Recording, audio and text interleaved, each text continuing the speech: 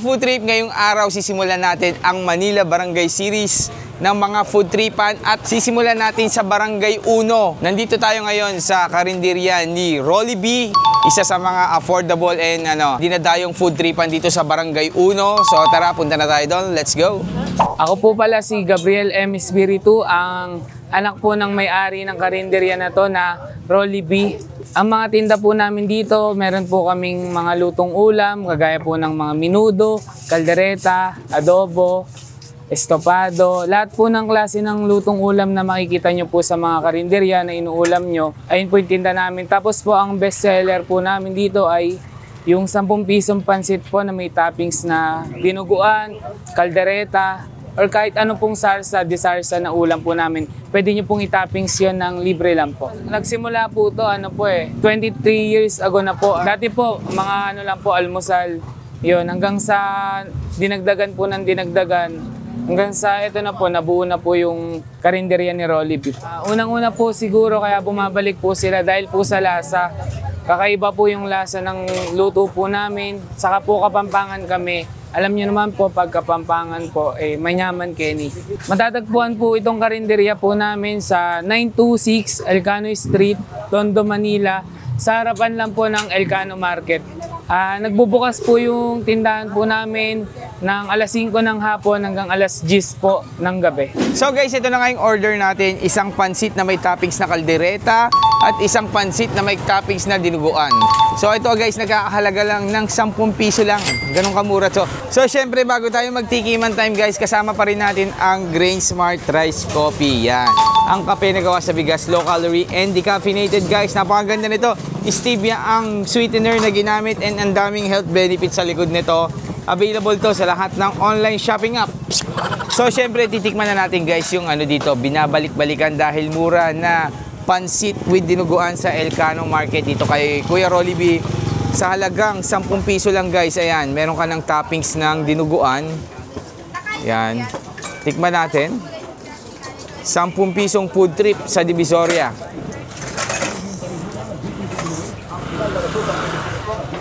Sarap. Ang sarap ng dinuguan nila. Medyo may asim ng konti. Tapos ang sarap sa pansit, bumagay. Panalo. Tapos guys, tikman din natin itong isang kaldereta naman. Tingnan natin kung anong mas sa akin, mas approved na panlasa ko. So ito, pansit kaldereta naman.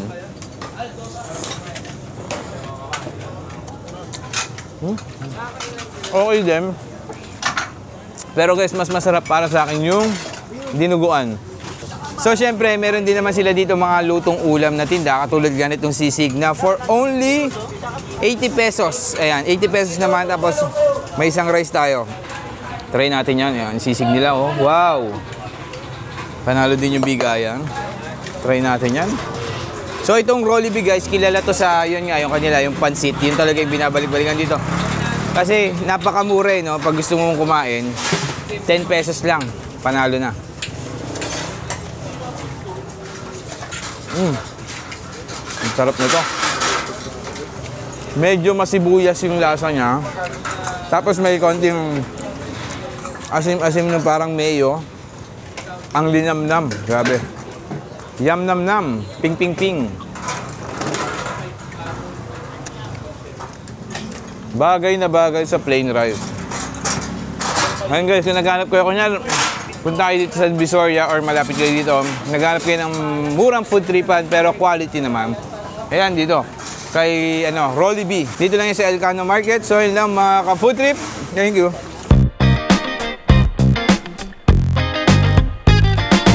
Dinakdakan. Mas mura daw lang to pag nilay up lang pag hindi mo dinakdak. So yung mga ka-food trip, ang next Manila Barangay Series naman natin ay dito sa Barangay Dos. So ang napili nating food tripan dito, yung kainan nila Lakay na nagsiserve ng iba't ibang mga pagkain. Siyempre, pagkain. So tara na, punta tayo doon. Bali, ako po si Lakay, Joseph Tamundong.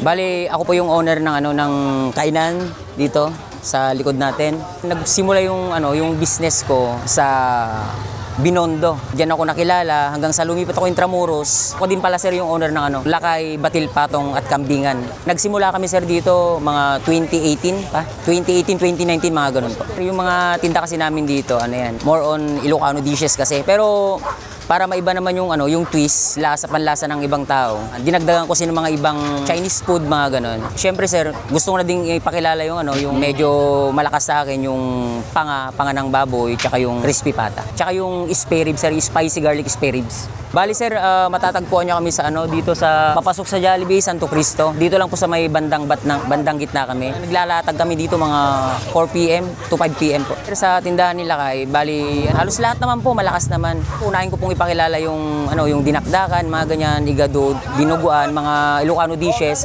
At the same time po yung panganang baboy, ayan, crispy pata, tsaka yung spicy spare ribs po. Siguro sir, kaya kami binabalik-balikan naman kasi siguro sakto lang naman yung presyo, tsaka yung lasa hindi naman kasi tinitipid yung Ricardo. Sa lahat ng viewers, pwede nyo kaming pasyalan dito sa Santo Cristo. Papasok lang sa Jollibee, bandang gitna lang kami.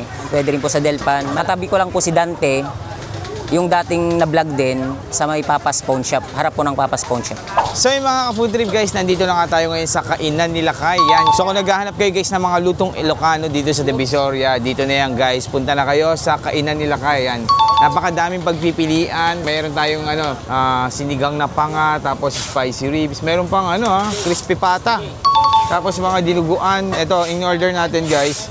Yung kanilang, syempre, hindi mawawala ang dinakdakan. Mas mura daw lang to pag nilay up lang pag hindi mo dinakdak.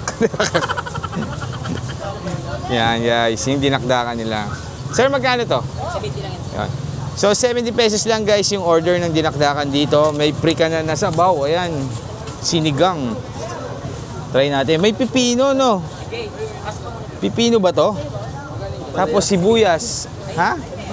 Pipino.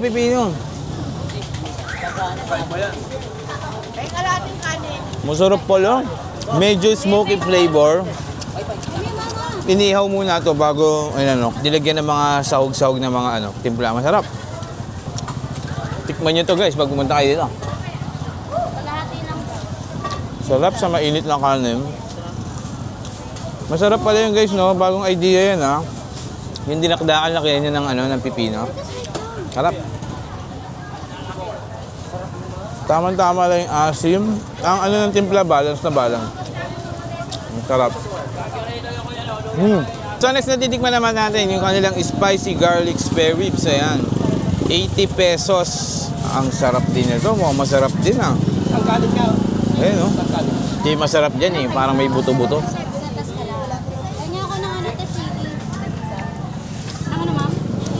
Sabi? Ang linamnam. So, kung hindi kayo masyadong mahilig sa spicy, kaya nyo naman to. Hindi siya ganun sobrang kaanghang. May konting kick lang ng anghang. Tapos, ang sarap ng meat niya. Sarap, panalo. Tapos, meron tayong sabaw. Ito yung sabaw nila na sinigang na panga.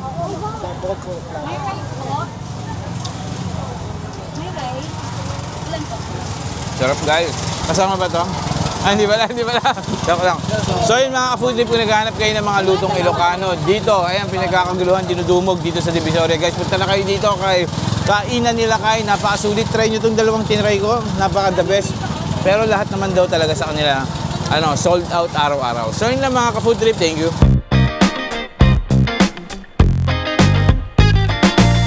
At ang next nga sa ating Manila Barangay Series ay itong Barangay 3. At nang napili nga nating food tripan, itong mga lutong ulam ni Aling Nenes na nagsiserve ng sinigang na panga ng baboy at papaitan. Ayan guys, Ako po si Aling Nene, ang may-ari po ng Lutong Bahay, dini po sa Lacandula, Barangay 3, Zone 1, District 1. Simula po nung nagsama kami mag-asawa, nagtinda na po ako ng kantin. 15 years na po kami nag-operate magtinda. Gawa ng pandemic na stop, ngayon po starting po uli. Kaya tuloy-tuloy po uli ang hanap buhay. May bangus po sir, may minudo, may tokat baboy, sapsoy, and sisig po, tsaka sinigang na panga po, tsaka papaitan. Ang bestseller po namin dito sinigang na panga po, tsaka papaitan. Siguro po kayo binabalik-balikan po kasi masarap po yung luto. Ako lang po ang nagluluto rito kasi ako lang po ang naggagawa lahat. Murang-mura po ang tinda ko rin eh. Ang pagluluto po, kasama po pagmamahal niyan eh. Kailangan po talaga lagi may kapagmahal. Pag wala po wala po challenge yung sarap ng pagluluto pag wala yun. Matatagpuan po kami sa Lacandola Street, 556 Barangay 3. Nagbubukas po kami 6 to 5 na po ng gabi, maghapon po yon. So yun mga ka-full trip, bago tayo mag-tikiman time, syempre kasama pa rin natin ang Okyo Optical. Yan guys, ito. Napakaganda dyan sa Okyo Optical dahil 30 minutes to 1 hour lang ay pwede nyo nang makuha ang pinagawa nyong salamin. Napakamura pa, katulad ganito guys. 999 pesos lang. Meron silang 3 branch sa Quiapo at merong isang branch naman sa Cavite sa Lotus Mall, 2nd floor. So sa mga gusto ng quality and affordable na salamin, punta na sa Okyo Optical. So ito na nga guys, titikman na natin yung kanilang sinigang na panga ng baboy. Ito guys, 150 pesos. May kasama ng rice, tapos may kasama ng isang soft drinks. So tikman natin yan. So guys, ito nga napakalambot talaga ng kanilang ano dito, panga. Ayan, try natin. Grabe. Sobrang lambot, malinamnam. At saka guys, yung gantong part kasi ng baboy, ito talaga yung parang nagkakalasa na pag pinakuluan mo na matagal. Tapos ang dami na rin ng serving niya. Tingin ko yung ganitong 150 na may kasamang rice. Ano na to? Good for 2 na to. Panalo. Sarap. Tapos tikman natin yung sabaw niya. Lagyan natin sa kanin.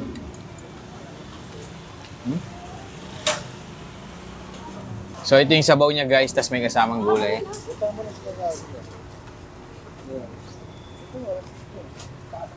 Masarap yung sabaw niya guys. May konting asim, tapos malalasahan mo talaga na ano siya. Pinakuluan talaga siya ng ano, ng karne kasi yung linamnam nung karne humahalo talaga sa sabaw. Ang sarap guys, panalo. Para sa akin lang, isa to sa pinakamasarap na natikman ko na ano, na sinigang na panga. Oh. Ganto talaga dito. Ma'am, ganto talaga dito. Yung galambot. Baka naman napaghandaan kami. Hindi, joke lang. Grabe guys. Sobrang lambot niya, tapos yan, may loob pa siya. Pwede mong kuhanin.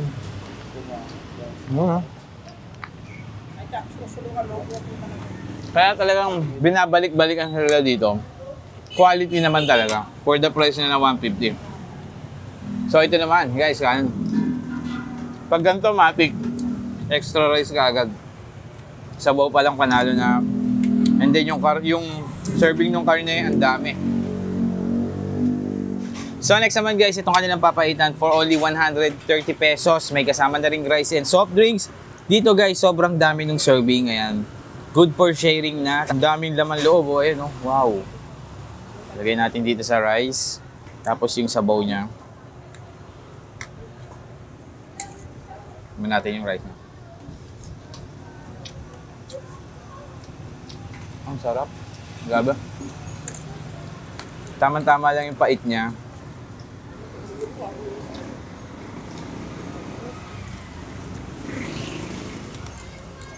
Medyo maanghang ng konti. May konting asim. Tama-tama lang yung pait. Perfecto. Try natin yung sabaw. Itong sabaw na to guys, ano to? Masarap na pag may mga hangover ka or ano, masarap ikanin. Ganun yung lasa ng sabaw niya. Kaya merong atay, may bituka, may lapay, bahay guya, yan yung mga laman ng ano niya.